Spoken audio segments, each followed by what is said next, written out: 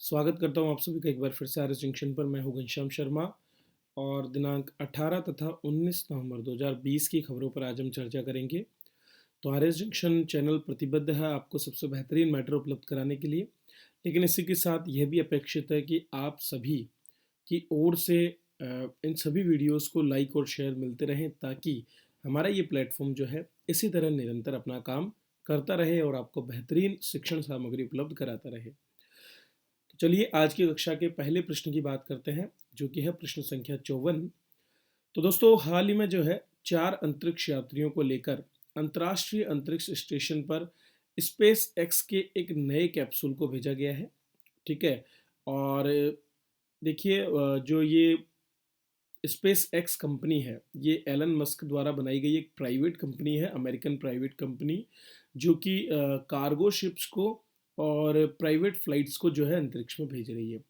मतलब वर्तमान में ऐसा देखा गया है कि जो विभिन्न देश हैं वो अब अंतरिक्ष अभियानों पर खर्च करने की बजाय इन्हें अन्य कंपनी से हायर करने का प्रयास कर रहे हैं। तो दोस्तों, अभी तक अंतर्राष्ट्रीय अंतरिक्ष स्टेशन पर यात्रियों को भेजने का काम केवल रूस द्वारा किया जा रहा है, और रूस जो है अमेरिका जैसे देशों से इस एवज में करोड़ों रुपए लेता है। लगभग 600 करोड़ से भी ज़्यादा रुपए एक यात्री को भेजने के लिए डॉलर्स में जो है यहाँ पर लिए जाते हैं। रूस के द्वारा जो सोयूज टी उसका अंतरिक्ष यान है, उसके द्वारा वो इसे भेजता है। लेकिन अब स्पेस एक्स कंपनी के साथ इन्होंने एक करार किया और उसके बाद इसने अपने कार्गो व्हीकल्स, जिनको ड्रैगन कैप्सूल के नाम से जाना जाता है, वो उन्होंने विकसित किए।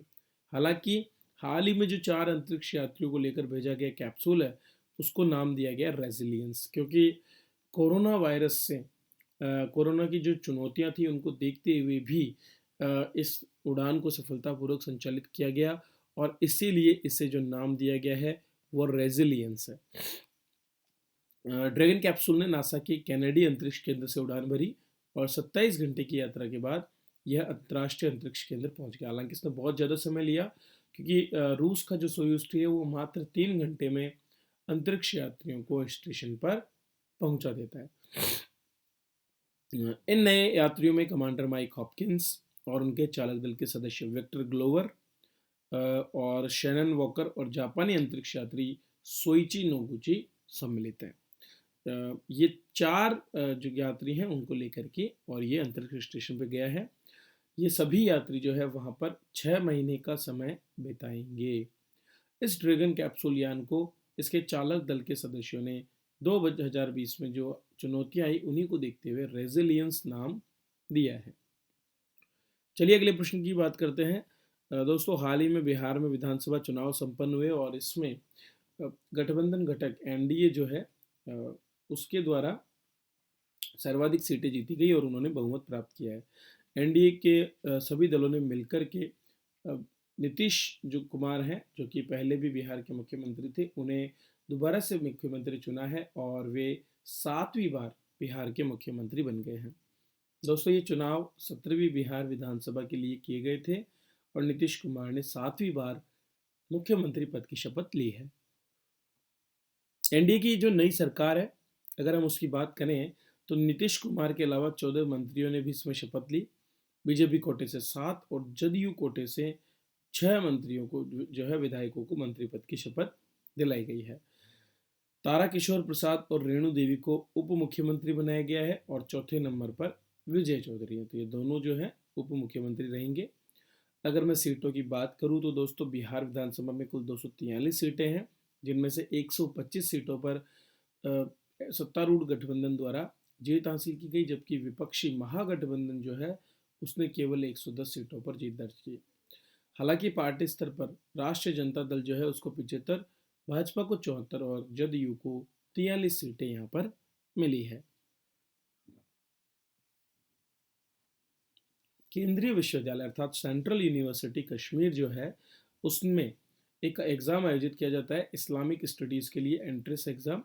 और इस एग्ज़ाम में हाल ही में एक गैर मुस्लिम शुभम यादव ने बाजी मारी है। उन्होंने इस एग्ज़ाम को टॉप किया है और ऐसा करने वाले वे पूरे देश भर के पहले गैर मुस्लिम बन गए हैं। अब ये बात इसलिए चर्चा की है क्योंकि जब भी किसी मुस्लिम छात्र द्वारा संस्कृत में कोई पीएचडी या कुछ किया जाता है, और यदि किसी हिंदू छात्र द्वारा इस्लामिक स्टडीज़ में ऐसा किया जाता है, तो ये सौहार्द और सद्भावना को बढ़ाने वाला एक मुद्दा है, जो हमारे देश के छात्रों की अलग-अलग धर्मों के प्रति या उनकी जो विशेष ज्ञान है, उसको जानने के प्रति जो उसकी रुचि है, उसको दर्शाता है।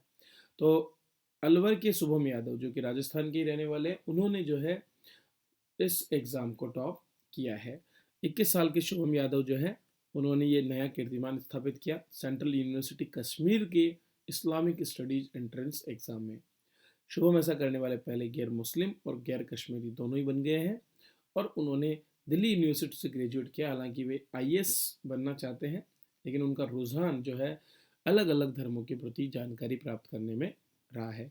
सेंट्रल यूनिवर्सिटीज़ की बात करूं तो यूजीसी की गाइडलाइन के अनुसार इनको 1956 के यूनिवर्सिटीज़ जो यूनिवर्सिटी ग्रांट कमीशन है उसके अंतर्गत जो है रजिस्ट्रेशन किया गया है। वर्तमान में 2009 में देश भर में सेंट्रल यूनिवर्सिटीज़ को रेगुलेट करने के लिए एक नियम भी पारित किया गया था, जिसे सेंट्रल यूनिवर्सिटी एक्ट 2009 कहा जाता है। और वर्तमान में अगर बात करें तो देश भर में 54 के करीब सेंट्रल यूनिवर्सिटीज़ है, जिसमें विभिन्न विषयों में अलग अलग पढ़ाई की जाती है।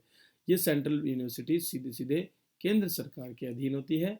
इसके अलावा कई यूनिवर्सिटीज़ राज्यों में भी स्थापित की जाती है। वर्तमान में दिल्ली में सर्वाधिक 7 सेंट्रल यूनिवर्सिटीज़ है, और दिल्ली यूनिवर्सिटी भी इनमें से एक है। तो ये भी एक सेंट्रल यूनिवर्सिटी है। ठीक है, चलिए आगे बढ़ते हैं और बात करते हैं थोड़ा तकनीक के बारे में। हाल ही में दोस्तों देश के एक सुपर कंप्यूटर, ये राजस्थान नहीं होगा, देश के एक सुपर कंप्यूटर को विश्व के सर्वाधिक शक्तिशाली 500 कंप्यूटरों में 63वां स्थान प्राप्त हुआ है, और इसका नाम है परम सिद्धि। तो जो सीडेक है, उसके द्वारा, सीडेक एक संस्थान है, ठीक है, और इस संस्थान का काम है सभी प्रकार के उत्कृष्ट मानकों को स्थापित करने के लिए और देश भर में कंप्यूटर एप्लीकेशंस को बढ़ाने के लिए कार्य करना। तो सीडेक जो है, उसके द्वारा राष्ट्रीय सुपर कंप्यूटिंग मिशन जो है, उसके अंतर्गत ऐसे विभिन्न प्रकार के सुपर कंप्यूटर्स का विस्तार करने का जो है प्रयास किया जाता है, जो एडवांस कंप्यूटिंग को शो करते हैं। और इसी क्रम में इन्होंने आर्टिफिशियल इंटेलिजेंस पर आधारित सुपर कंप्यूटर परम सिद्धि जो है, उसका निर्माण किया, और इस कंप्यूटर को विश्व के सर्वाधिक शक्तिशाली 500 नॉन डिस्ट्रीब्यूटेड कंप्यूटर प्रणालियों में 63वां स्थान मिला है। 16 नवंबर को जो है ये परिणाम जारी किया गया। ये जो सुपर कंप्यूटर है, ये 5.267 पेटाफ्लॉप्स के ऑर्पिक और 4.6 पेटाफ्लॉप्स ऑर्मैक्स के साथ इस सुपर कंप्यूटर की परिकल्पना जो है की गई थी। किसके द्वारा? सीडेक के द्वारा। तो ये कंप्यूटर लगभग 5.26 पेटाफ्लॉप्स की स्पीड जो है रखता है, गणना की स्पीड रखता है, और इसे विकसित किया गया है विज्ञान एवं प्रौद्योगिकी विभाग और इलेक्ट्रॉनिक्स तथा सूचना प्रौद्योगिकी मंत्रालय के समर्थन से। तो संयुक्त रूप से राष्ट्रीय सुपर कंप्यूटिंग मिशन में इसको जो है बनाया गया है। अगर अंतर्राष्ट्रीय स्तर पर सबसे टॉप देखें तो जापानी सुपर कंप्यूटर फुगाकू जो है पहले स्थान पर रहा है। चलिए बात करते हैं परम सिद्धि के बारे में।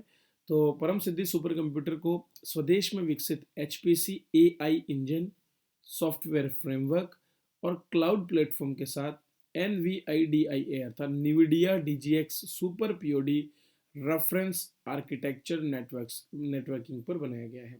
ये टर्म्स आपके लिए इम्पोर्टेंट नहीं है, लेकिन आपको ये जानना पड़ेगा कि परम सिद्धि कंप्यूटर आर्टिफिशियल इंटेलिजेंस पर आधारित है और बहुत से जटिल गणना के कार्य ये कर सकता है। यह deep learning, visual computing, virtual reality accelerated computing और ग्राफिक्स वर्चुअलाइजेशन में भी मददगार है। अगर हम इस राष्ट्रीय सुपर कंप्यूटिंग मिशन की बात करें तो वर्ष 2015 में तत्कालीन सरकार ने, जो नई सरकार आई, उसने राष्ट्रीय सुपर कंप्यूटिंग मिशन को मान्यता दी, और इसके माध्यम से देश भर में सुपर कंप्यूटिंग की एक श्रृंखला बनाने के लिए, ताकि हमारे जो इंस्टीट्यूट्स हैं उनमें अत्यधिक तेज गणना करने वाले कंप्यूटर स्थापित किए जा सके, स्वदेश रूप से उनका निर्माण किया जा सके, और हमारे अनुसंधानकर्ताओं, शैक्षणिक समुदाय, MSMEs और स्टार्टअप्स की जो आने वाली डिमांड्स हैं उनको पूरा करने के लिए एक सहयोगी के रूप में इन्हें स्थापित किया जा सके, वही प्रयास इसमें किए जा रहे हैं।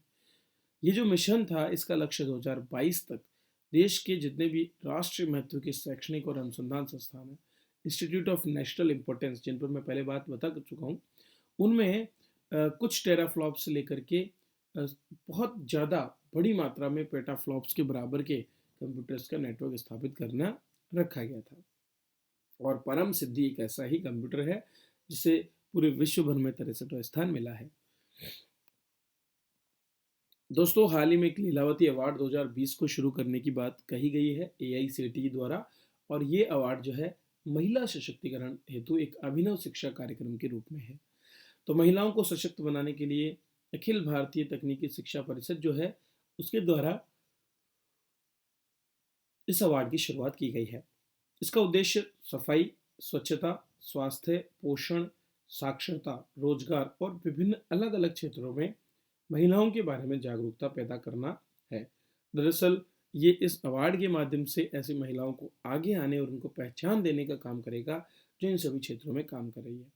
इस पुरस्कार की थीम महिला सशक्तिकरण रखी गई है और पुरस्कार के अंतर्गत बहुत से क्षेत्रों को सम्मिलित किया जाएगा, जिसमें चाहे स्वास्थ्य हो, चाहे आत्मरक्षा हो, चाहे स्वच्छता हो, अर्थात जिस भी मोर्चे पर महिलाएं कमजोर हैं या फिर जिस पर महिलाओं को कमजोर माना जाता है, उन सभी को ये मजबूत करने का प्रयास करेगा। तो इस माध्यम से AICTE से मान्यता प्राप्त संस्थानों में जितने भी छात्र हैं उनको यौन भेदभाव के तहत किए जाने वाले निरक्षरता, बेरोजगारी, भेदभाव, मातृत्व, मृत्यु या मानवाधिकार जैसे मुद्दों के समाधान को सुझाने का अवसर मिलेगा। मतलब महिलाएं ही जो है ऐसे ऐसे उपाय दे पाएंगी जो उन्हीं के लिए लाभकारी होंगे। दरअसल दोस्तों, लीलावती के नाम पर रखने का कारण ये है कि लीलावती खुद महान गणितज्ञ भास्कराचार्य की पुत्री थी, और जब उनके पति का देहांत हो गया उसके बावजूद उन्होंने जो है गणित के कई नियम निर्धारित किए और अंक गणित पर महान ग्रंथों की रचना की। बाद में उनके पिता भास्कराचार्य द्वारा उन्हीं के नाम पर प्रसिद्ध ग्रंथ लीलावती की रचना की गई, जो गणित का एक महत्वपूर्ण ग्रंथ माना जाता है। तो ये थे दोस्तों आज के करंट अफेयर्स जिस पर मैंने आपसे चर्चा की है। इसी तरह से मैं आपके साथ जुड़ा रहूँगा, बस आप इन वीडियोस को अपने दोस्तों तक शेयर करें। बहुत कम व्यूज़ जो है हमारे आ रहे हैं, तो आप रुके नहीं बल्कि ज़्यादा से ज़्यादा लोगों तक इसको पहुँचाते रहें ताकि आने वाले समय में और अधिक बेहतर छात्रों को इसका लाभ मिल सके। चलिए, इसी के साथ मैं आपसे विदा लेता हूँ।